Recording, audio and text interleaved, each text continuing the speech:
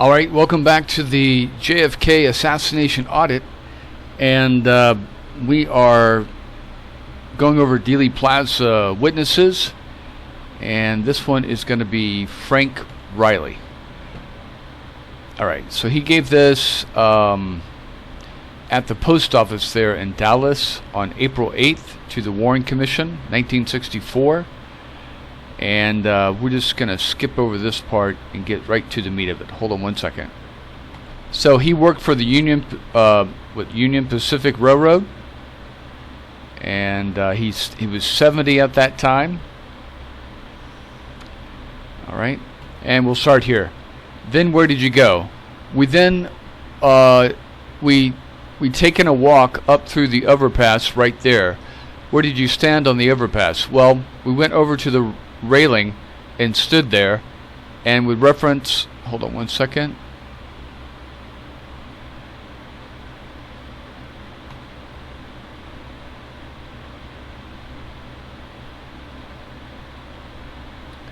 All right, it's going to spin here. Sorry. All right, and it says, with reference to what streets were you standing over Elm, over Main, or over Commerce? Says, well, you mean when the parade came down? Hold on one second. So bump this up a little bit. Yes, we were between them. Between what streets? Elm and Main. I have a map here, which has been used in the deposition of another witness, but it gives some idea of the location that is north. This shows the corner of Elm and Houston. Yes, sir.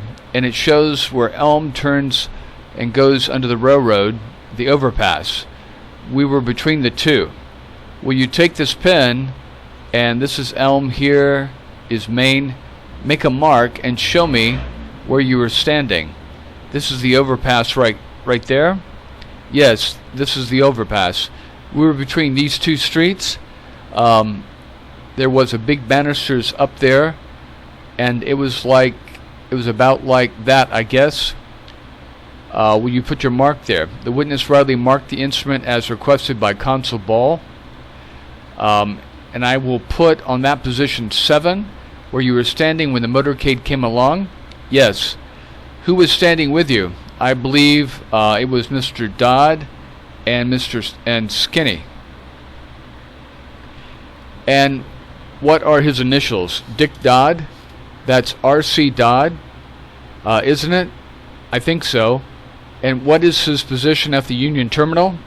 Foreman of he laborers? Must be the laborers. Who else was with him? These two fellows there were standing out there, but I don't know their names. What are their names? I don't know their names. I don't even associate with them. What about Mr. Holland? We were together. S.M. Holland was there. We were together. Holland and Dodd and you and me. And there was how many other men? Well, there were 3 or 4, but I don't know who were there, who they were. Have you seen 2 of them here? Haven't you? Yes, 2 of them out there. And you know one's name is? I wouldn't know it, their name. I don't even know their name, only by seeing them. I do go in their office once in a while to put in the lamps.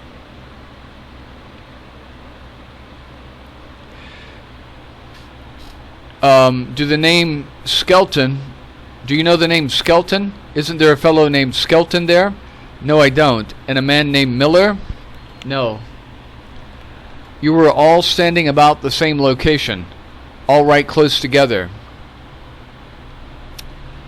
Were any police officers there? One behind me. One behind you? He was standing back close to the tracks.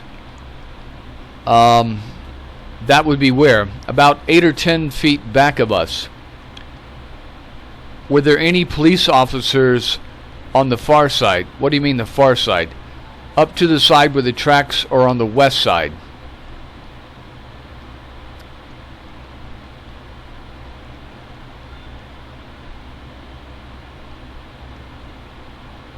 All right, so that would be, so if Elm and Main are going west, yeah, that's what they're talking about over there. Okay.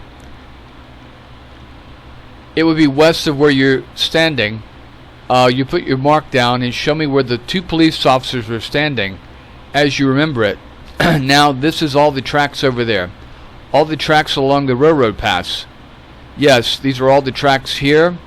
One of them was standing behind me, and one of them was standing around here. Back along there, but just how far back, I don't know. See, this is why I have a problem with the deaf-mute guy, okay? Because what he's saying is that he's standing over there, I guess it would be not the railroad tracks, but on the other side,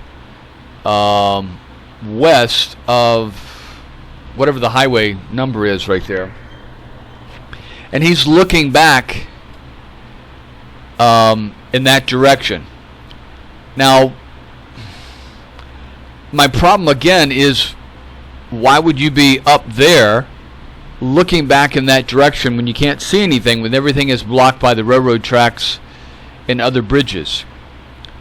When it would make more sense that if you were going to watch the president come by, you would be down lower near Elm, and then you could see the president go by. But what he's saying is, this deaf-mute is, he's climbed up the embankment and is looking back over the railroad, the highway and the railroad tracks, and he sees this guy,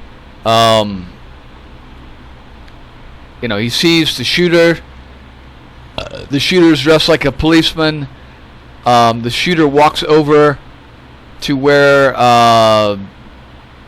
this control box is, which is just a few feet from Mr. Riley, like north. There's a maintenance man there, which Mr. Riley doesn't go over. He doesn't discuss him at all. The maintenance man has a toolbox, and they take the rifle, break it down right there in front of everybody. And at this time, everyone's running to the railroad tracks, so it would make sense if everyone was down in the plaza running towards the railroad tracks where they thought the shots came from, that many people over on the railroad tracks would start running that direction too. So they would run into this construction guy and the policeman breaking down the rifle. And then he takes the rifle, and now I've heard two versions of this, that he took the rifle, broke it down, and put it inside this little railroad, control box.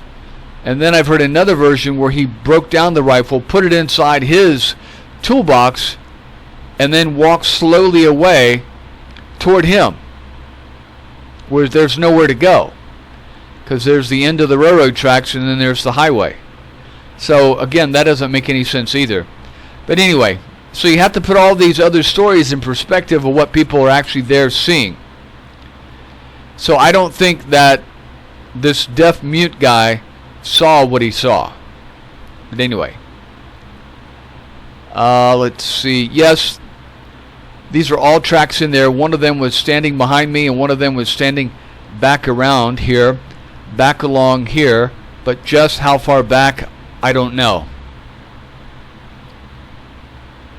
And then it says, put a mark there for me where the two police officers are standing. And see, there's another problem. You got two police officers there, no more than 20 feet away from where this control box is at. So don't you think, if a guy just shot the president, came over with the rifle, and is kneeling down by the control box at the end of the bridge, so if you figure that they're standing... Okay, hold on one second. So this is a photo, but man, it's pretty clean, but if it's a model, it's pretty damn detailed. But anyway, let's take a look at this here, okay?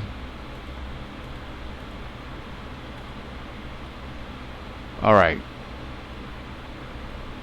I think this is a photo. Yeah, this is a photo taken from the air.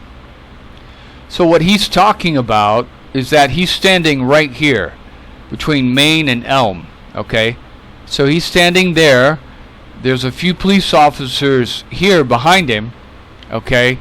Here's that railroad control box, and then the deaf mute guy said he's come up here, right there.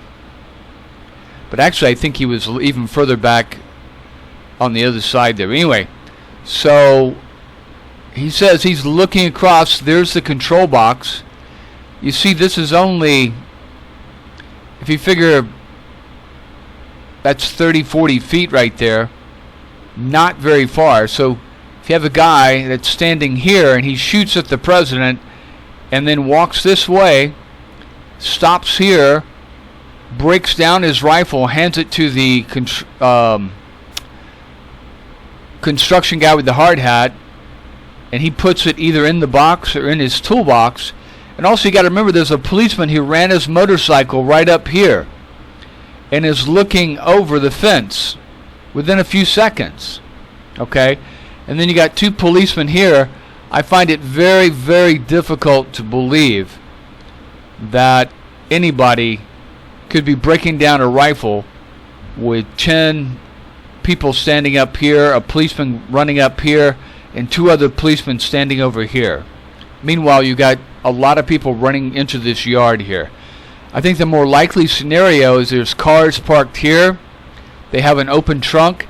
They take the rifle, throw it into the trunk, and then they walk off this way and start flashing badges like they're policemen and Secret Service. That's what I think the more likely scenario is. All right. How close was one that was closer to you? I have an idea, about 8 to 10 feet. And how far was the other one? About the width of the overpass, 75 or 85 feet across. One was 85 feet from you and the other was 75 feet from you. Were they both behind you? Yes. All right. So if he's standing here, you've got a policeman 8 feet here, and then another one 75 feet there. So don't you think this policeman is going to be able to see this construction guy being tossed a rifle and breaking it down and putting it into a box and then slowly walking away? You know, that's this Ed Hoffman, I think the guy's name is. The deaf mute story just doesn't make any sense. And let's see. Dun, dun, dun. Did you see the president's car? Yes.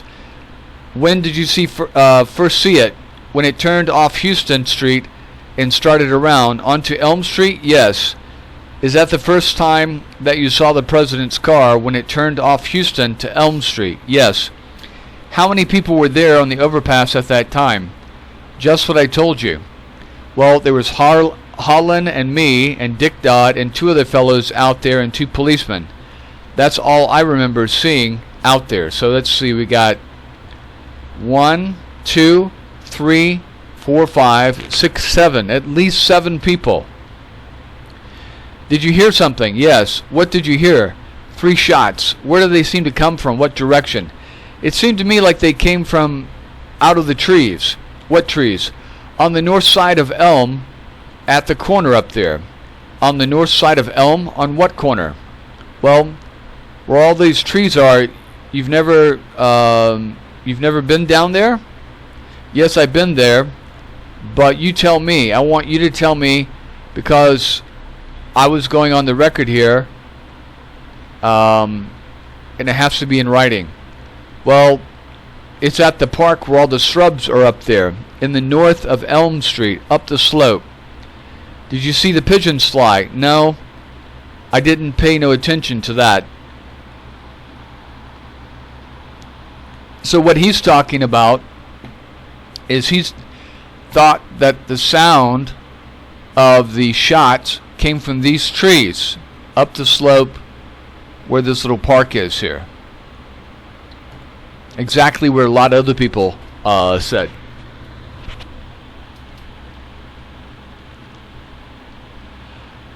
What did you do after you heard the shots? I just stood there a few minutes and then I went down to the shop. Which way did you walk? South. So he would have walked south. Now, most likely, his Union Pacific shop is over here. Okay? Alright.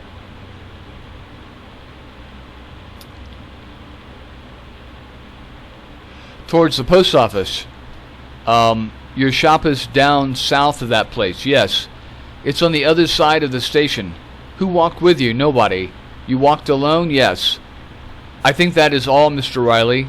This was written up, and you can look at it over and correct it if you wish. Or you can waive your signature if you wish. Now, you noticed how they completely ignored, okay,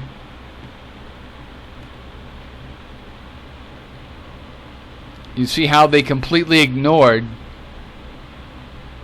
after he mentioned the shot came from here, and they wanted to know if any pigeons flew. Well, the pigeons were on top of the roof here that the policeman testified, and that's why it drew his attention to this building here. So they're trying to get him to say that he heard the shots because he saw the pigeons over there, but he's trying to say there, you notice they cut him off, and then they move on, and then that's it. Which do you wish? Do you want to come down and sign it, or do you want to waive your signature? No, I'll do anything you want me to. Wow. Well, you do anything you want to. It's your option. What do you want to? I'll sign it. All right. The young lady will write it up and call, and you can come down here and sign it. How is that? So they're going to type up what he said. They're going to put their little stamp on it, and he's going to sign it. Agreeing after he reads it, he's going to sign it. Yes, you will. It's hard for me to get off. It is. Why don't you waive your signature? It is. If it's inconvenient for you, we'll offer the diagram as well. See? So what they're doing is they're also making it where they can change their statements, because it's like this. They give their statements. It may take a day or so for the lady to type it up. By that time, those people don't want to wait around. They want to go home, go back to work.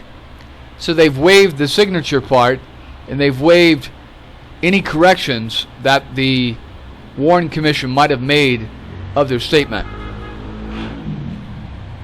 So that's interesting. All right. I want to back up a little bit and go to this section here about the epileptic man. Now it says Jerry Belknap, okay, and that he wasn't actually epileptic, he just had fainting spells or something like that. So let's go over his testimony here. It says Jerry Belknap, a 23-year-old man, epileptic seizure. And this happened around 12:17, so just a few minutes before the president arrives. Now, this is from DVP's JFK archives. This guy's pretty skeptical of the conspiracy, but we'll see what he says here. Putting a myth or two to bed regarding the man who had a seizure in Dealey Plaza approximately 15 minutes before President Kennedy was assassinated.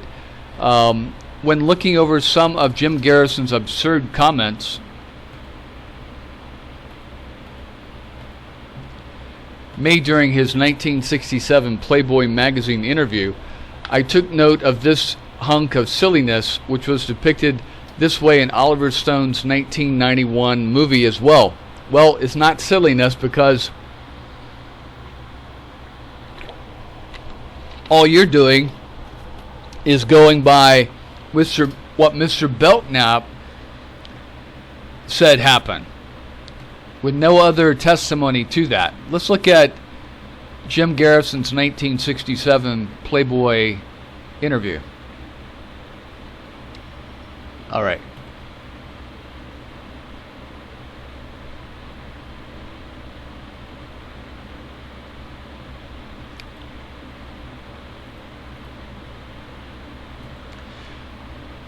It says, I only wish the press would allow our case to stand or fall on its merits in court. It appears certain elements of the mass media have an active interest in preventing this case from ever coming to trial at all, and find it necessary to employ against me every smear device in the book. All right. So this was given October 10th, 1967. Now the case actually was exposed to the media back around March 1967. So it took Garrison almost 2 years to bring Clay Shaw to trial. And the media and the government did just about everything they could to tear the case to 1,000 shreds, I guess you could say. All right, so it says, Playboy, you've been accused by the national broadcast company Newsweek in New Orleans, Metropolitan Crime Commission, and your own former investigative aide, William Gervich, of attempts to intimidate witnesses, of engaging in criminal conspiracy, and inciting such felons as perjury, criminal defamation, and public bribery. How do you respond to these charges? Well, you remember William Gervich, okay, eventually got in trouble with the law, was offered a plea deal, and basically what they did is William Gervich would wear a wire, and he would bring in and say, hey, I've got this money I need you to safeguard for me, and can you hold on to this and I'll come back and pick it up later. And then what the FBI did and the prosecutor, they went in and selectively edited tapes and then re-recorded them, where it sounds like, you know, Jim Garrison is getting a bribe from William Gervich.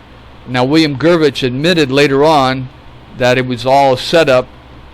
He was wearing a wire, and that he was being under duress by charges by the federal prosecutor, and that they got him a job, I think, in Canada under witness protection program, and that he declined it. He didn't want to do that. I think he ended up moving to California or something like that. So you can't really believe much of what William Gervich says, but we don't know this about William Gervich until like 1972, 73, many years later. And of course, people forget that National Broadcasting Company at the time, okay, was owned by a major defense contractor stockholder for Lockheed, I believe, and a couple other military contractors. Same thing with Newsweek. And, you know, so you can't really believe, they're throwing this stuff out, but you can't really believe everything. All right. So stop, and then he goes on, and I love this. You know, it's like that question that we used to ask as teenagers, you know, have you, something about how long have you been, have you told your parents? No, some kind of no-win situation question, I believe. Anyway, and then he goes on, Garrison's kind of making fun of it, and he goes, I stopped beating my wife. All the charges you enumerated have made with one purpose in mind, to place in our office on defense and make us waste valuable time answering allegations that have no basis in fact. Also involved is a psychological byproduct valuable to those who don't want the truth about Kennedy's assassination to become known. And what he's saying is absolutely true. So you don't have to stop the truth from coming out. All you have to do is delay it, okay? And then also all you have to do is to go after the people who are trying to reveal the truth and complicate their lives. All of a sudden they're getting their taxes audited. All of a sudden, you know, their kids are having problems getting into school. all of a sudden your car's breaking down, all of a sudden your phone's not working, all these different things that they can do to complicate your life, because if your personal life is affected seriously, it breaks your concentration on coming after them. So that's what's a psychological game that's what they're playing with Garrison, trying to occupy him with so many other problems that he doesn't have time to clearly come after them. And it worked. Alright, repetition of change lends it certain credibility, since people have a tendency to believe that where there's smoke, there's fire. Again, this is just like, say, the Hunter Biden, Vice President Biden bribery charges. If you repeat it enough, then in some people's minds it becomes true, regardless if there's any evidence at all. Okay? And if you look at the evidence in the whatever's going on with that impeachment investigation, there's nothing there. But because they keep repeating it and they have an audience that wants to believe it, it floats it along as a real story. Okay? Anyway. Although I find it difficult to believe that the public will put much credence in most of the dastardly deeds I've been accused of in the past few months. Just recently, for example, the rumor went around that my staff, hold on one second, that my staff was peddling marijuana to high school students. Wow. And that one of our major witnesses had just confessed that his testimony had been based on a dream induced by overdose of LSD. We've also been accused of planning an attack on the local FBI office. Wow.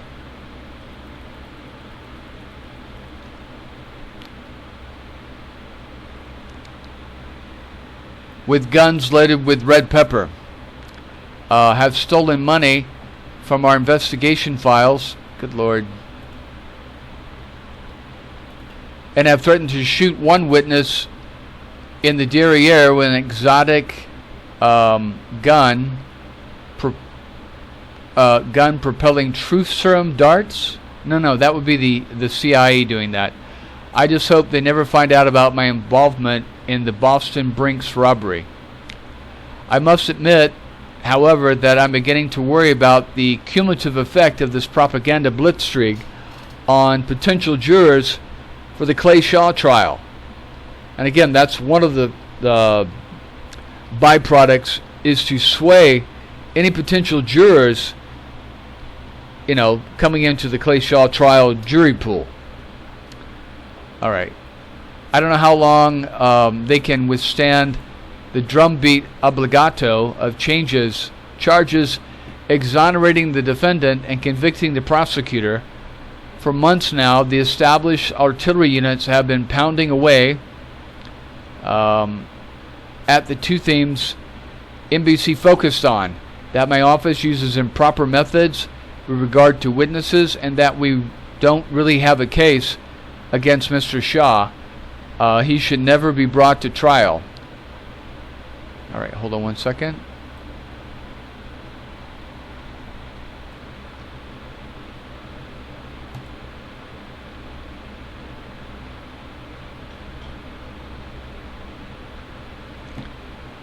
See, that's one thing that gets me, is that for years before March of 1967, Clay Shaw prosecutor office was praised and held as a symbol for honesty and fairness, for individual rights, and for going after corruption, up until March of 1967, for others to emulate. But after he started going after Clay Shaw, all of a sudden he's a Southern cracker. All of his complete office is completely corrupt. All these, it's the opposite of what they used to praise him for. All right.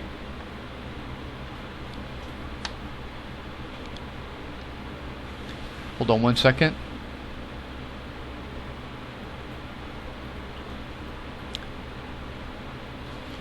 My office moved in and prevented police seizure from bookstores of books arbitrarily labeled obscene. I intervened and managed to persuade the Louisiana legislature to remove a provision from its new code of criminal procedure that would allow judges to reach out from the bench and cite newsmen for contempt if they penned anything embarrassing to judges. My office has investigated cases where we've already obtained convictions, and on discovering new evidence indicated that the defendant was not guilty. We've obtained a reversal of the verdict.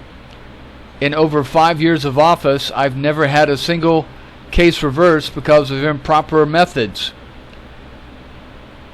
A record I'll match with any other DA in the country. In this particular case, I've taken unusual steps to protect the rights of the defendant and ensure him a fair trial. Before we introduce the testimony of our witnesses, we made them undergo independent verifying tests including polygraph examination, truth serum, and hypnosis. We thought this would be hailed as an unprecedented step in jurisprudence. Instead, the press has turned around and hinted that we drugged our witnesses or given them post-hypnotic suggestions to testify falsely. After arresting Mr. Shaw, we filed a motion for a preliminary hearing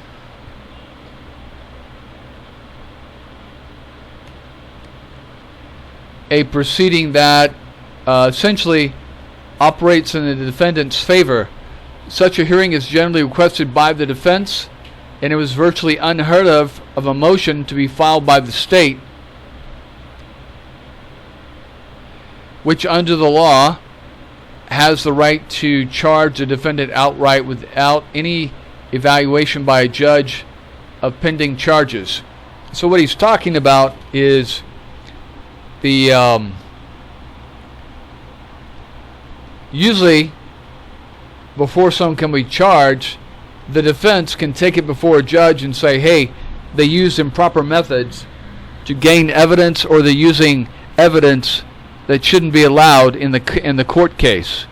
And then those judges can have all those different charges thrown out.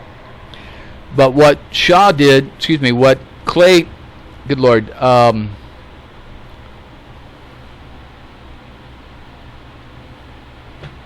what he's done here is he has gone in and taken the extra step for the accused to make sure that his office didn't act improperly.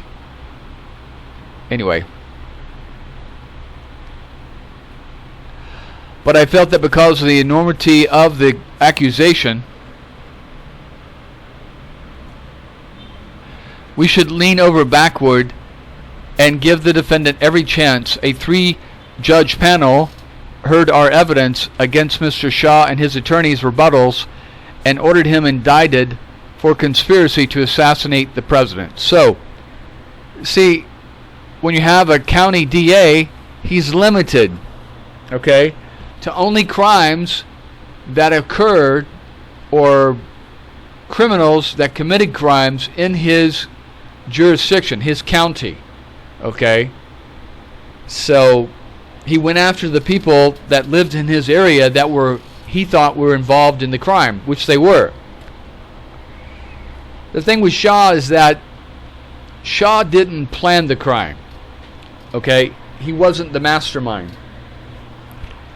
What he was involved in was the part where they were sheep dipping Oswald to make him look bad, because they were either going to use Oswald or they're going to use this other guy in Chicago or this other guy over in California or this other guy in New York, depending on where the president went. They were pushing to get the president somewhere in the South. That's why Oswald went to New Orleans. It was going to be somewhere between Texas, Louisiana, or Florida, or Georgia. If you could get the president in, that area of the South, they would use Oswald. And in preparation, till they were able to get an ironed out date, they moved Oswald right in the center of this area in New Orleans. So if, say, the president ended up going to Miami, or say the president ended up going to Tampa and it was ironclad put out, they could conveniently get a job for Oswald in Tampa or Miami to be there when the president got there a few months later. Okay? So all that Shaw's purpose was to sheep dip. He was the CIA connection for sheep dipping Oswald. Okay? And then you had other people like Ferry who were involved. Of course, Ferry was either committed suicide or died. And then Bannister, either committed suicide or died. So the only person that was left, okay, was Clay Shaw. All right.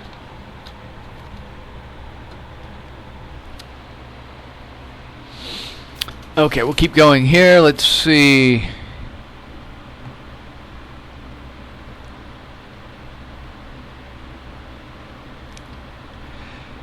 And I might add here that it's a matter of record that my relationship with the judiciary of our fair city is not a Damon Pythias comadre. I'm not sure what all that means, but I'm sure he'll explain it. Once the judges had handed down their decision, we could have immediately filed a charge against the defendant just by signing it and depositing it with the city clerk. The customary method of charging a defendant. Nevertheless, out of concern for Mr. Shaw's rights, we voluntarily presented the case to a blue ribbon grand jury. It is a grand jury. If the grand jury had failed to indict Mr. Shaw, our case would have been dead as a doornail. But the grand jury, composed of 12 eminent New Orleans citizens, heard our evidence and indicted the defendant for participation in a conspiracy to assassinate President Kennedy. In a further effort to protect the defendant, and in face of endless reiterated accusations that we have no case against him, despite the unanimous verdict of the grand jury and the judges at the preliminary hearing, have studiously refrained from making any public statement critical of the defendant or prejudging his guilt. Of course, this puts me in a considerable disadvantage when the press claims I have no case against him, because the only way I could convince them of the strength of my case is to throw open our files and let them examine the testimony of all our witnesses. Apart from the injustice such an act would do to Mr. Shaw, it would get our whole case thrown out of court on the grounds that we prejudiced the defendant's right by pre-trial publicity. So I won't fall into that trap, whatever the provocation.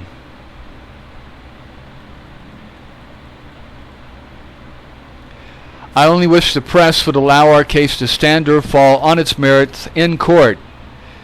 It appears that certain elements of the press, mass media, have an active interest in preventing this case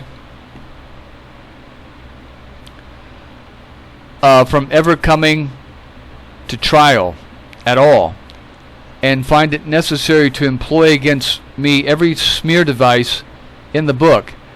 To read the press accounts of my investigation, my circus, I should say, I am a cross between Al Capone and Attila the Hun, ruthlessly hounding innocent men, trampling their legal rights, bribing and threatening witnesses, and in general violating every canon of legal ethics. My God, anybody who employs this kind of methods that elements of the news media attribute to me should not only not be district attorney, he should be disbarred. This case has taught me the difference between image and reality and the power of myth makers. But I know I've done everything possible to conduct this investigation with honesty and integrity and with full respect for civil rights of the defendant. But a blanket denial of charges against me isn't going to convince anyone, so why don't we consider them one by one? Playboy. All right.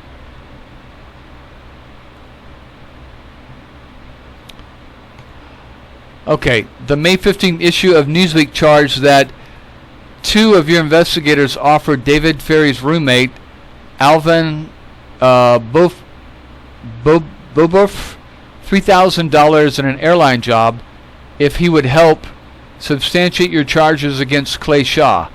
How would you answer this accusation? Mr. Bovert was one of 2 men who accompanied David Ferry on a mysterious trip to New Orleans to Texas on the day of the assassination. So naturally, we were interested in him from the very start of our investigation. At first, he showed every willingness to cooperate with our office, but after Ferry's death, somebody gave him a free trip to Washington. From that moment on, a change came over Boboff. He refused to cooperate with us any further and made their charges against my investigation to which you referred. Fortunately, Boboff had signed an affidavit on April 12th, well after the allegation bribe offer was supposed to have been made, affirming that no representative of the New Orleans Parish District Attorney's Office has been ever asked me to do anything but to tell the truth. Any inference or statement by anyone to the contrary has no basis in fact. As soon as the attorney began broadcasting his charges, we asked the New Orleans Police Department to thoroughly investigate this matter, and on June 12th, the police department, which is not, believe me, in the pocket of the district attorney's office, released a report concluding that exhaustive investigation of the police intelligence branch had cleared my staff of any attempt to bribe or threaten Beaufort into giving untrue testimony that was meant to report, predictably enough, in Newsweek. Let me make one thing clear, though. Like every police department and district attorney's office across the country, we have funds, we have sums set aside to pay informers for valuable information. But we would never suborn perjury. This isn't because we're saints.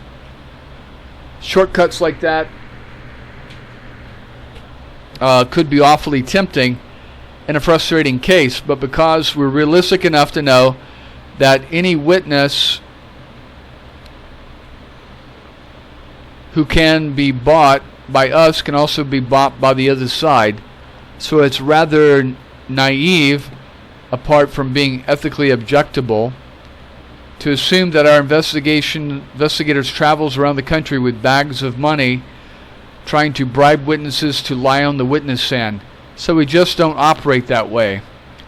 On NBC television specials JFK Conspiracy, the case of James Garrison, a former Turkish bathhouse operator in New Orleans, Fred Lehmans, claimed that one of your aides offered him money to testify that Clay Shaw had frequented his establishment with Lee Harvey Oswald. Do you also deny these charges?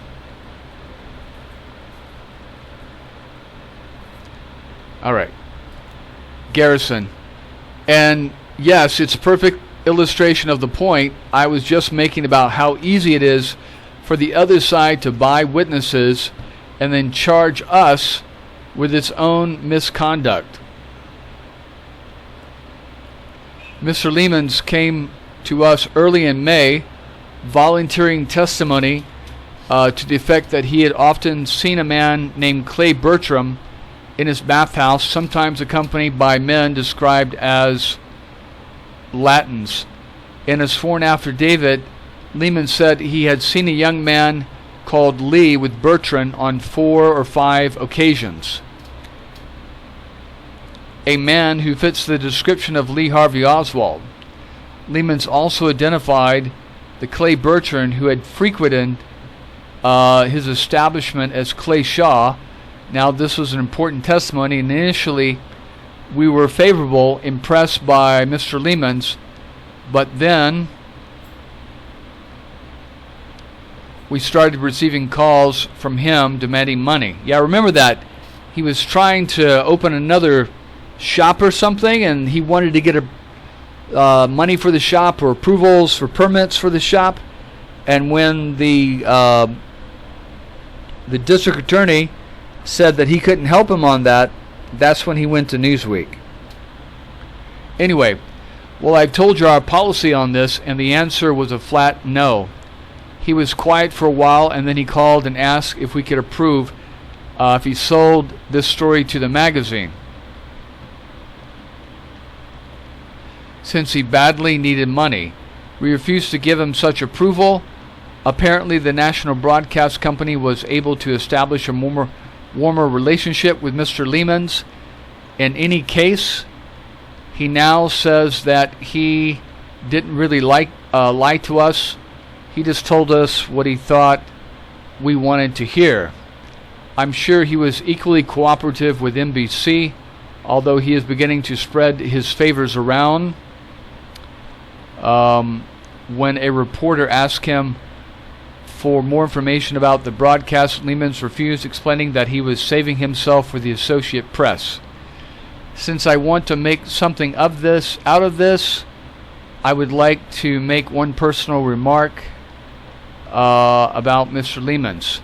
I don't know if he was lying to us initially or not, though I suspect from other evidence in my possession that his statement at first he gave was accurate, but anybody, no matter what his financial straits, who tries to make a fast buck on the assassination of John Kennedy is several rungs below the anthropod ape on the evolutionary scale. Wow. Alright, so I'm getting a little tired. I'm going to finish up right here with something else. Hold on one second. So I'm doing this other section about espionage, and we're getting into different types of things here. So we've got a field agent, which is what most likely Oswald was working with a field agent. In espionage, a field agent or field operative is an agent who works in the field as opposed to one who operates in the office or headquarters. A field agent can work alone or in a group, but usually has a case officer who's in charge. Okay, so in this scenario, okay,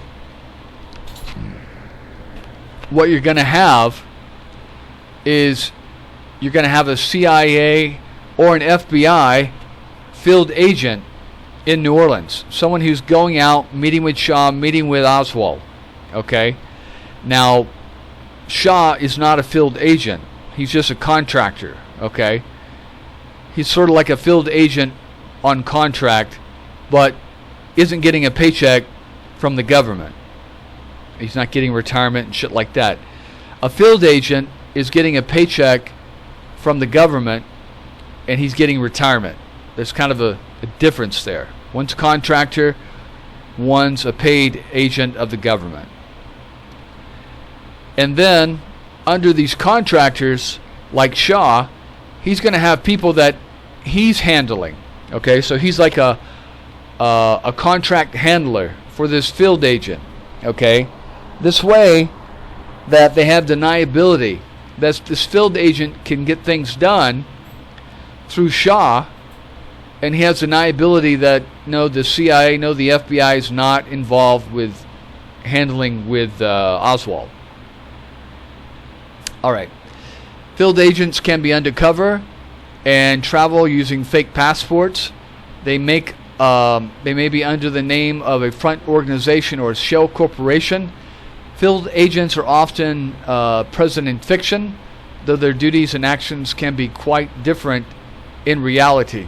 So you see this in that awful movie, what was it, 36 hours or 24 hours or whatever that was, where they're running around in Benghazi and they're being escorted by these supposedly Navy SEAL contractors, and these field agents are out there in the open in cafes where it's obvious that they're Americans, meeting with certain people. Okay? It was a god-awful movie or god-awful craft or whatever they were doing. All right.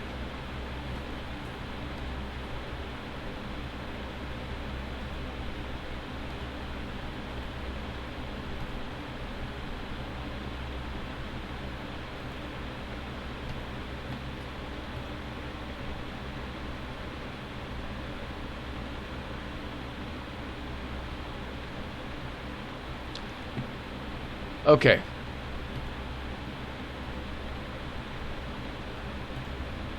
All right, this is about agent handling.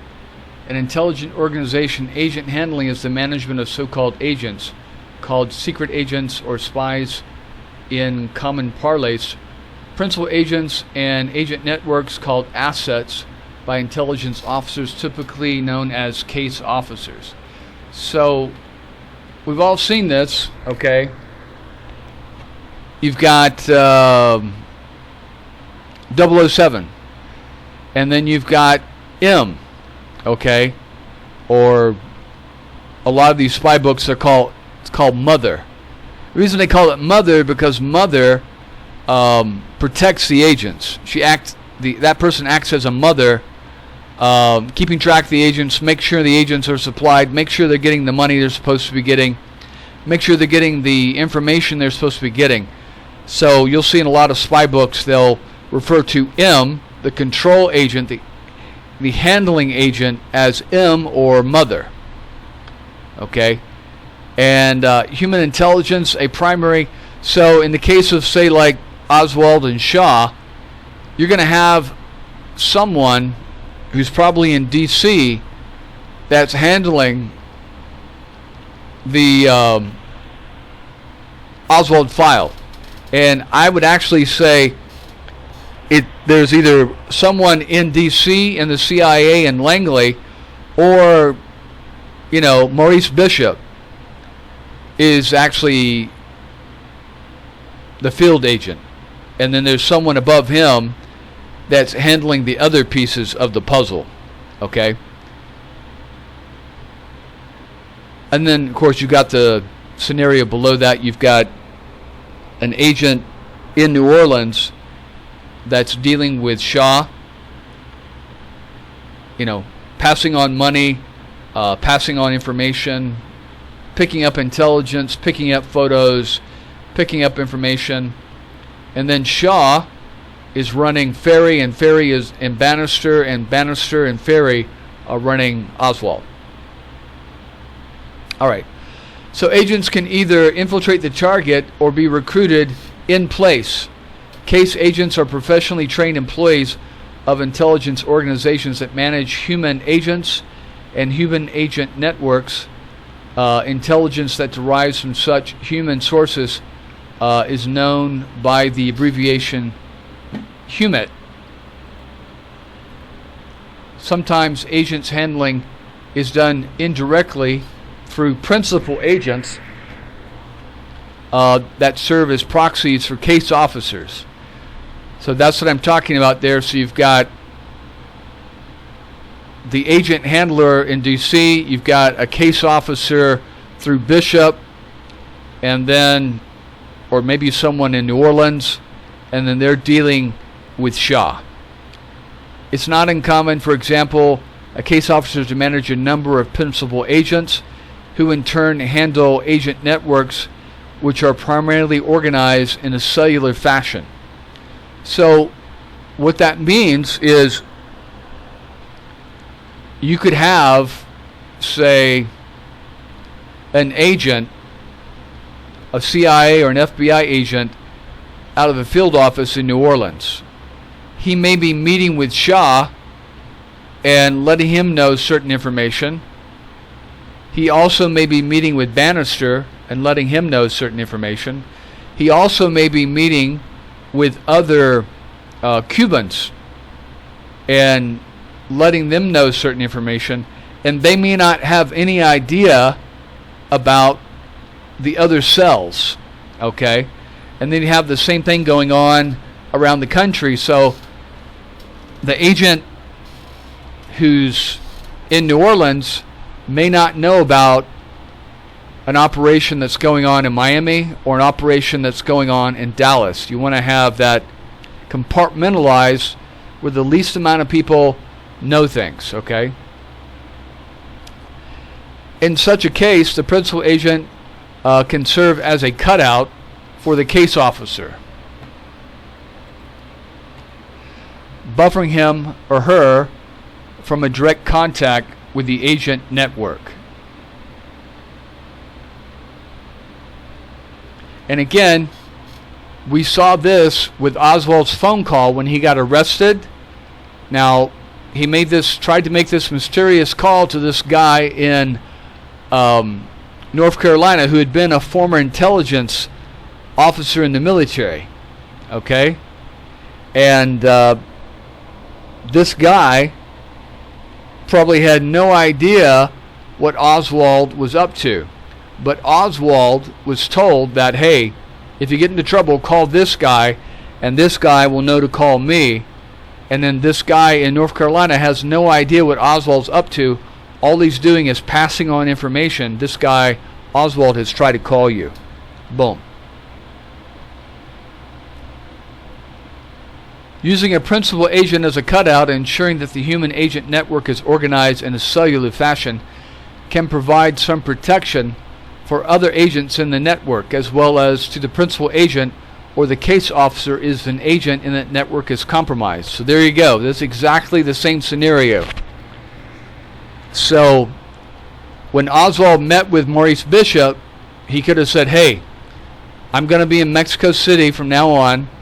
You won't have direct contact with me. If something goes wrong, you need to contact this cutout in North Carolina. He'll get a hold of me, and then I can get a hold of you. Okay, and that way it's putting him a few layers back away from the action that's going on. So if Oswald, confesses or whatever, he says, well, all I know is I was supposed to call this guy. When they call that guy, they have no connection. Assuming that standard principles of intelligence tradecraft have been strictly observed by the principal agent and agents in the network, compromised agents will not be able to identify the case officer exactly, nor the other members of the network. Ideally, agents may work side by side in the same office and conduct their clandestine collection activities with such discipline that they will not realize that they are both engaged in espionage, much less members of the same network. So again, what we see is the FBI will have multiple, or the CIA will have multiple contacts in these different groups, like the Cubans or in New Orleans group, and they may be working on the same mission but have no idea they're on the same team because they're reporting to a different field agent.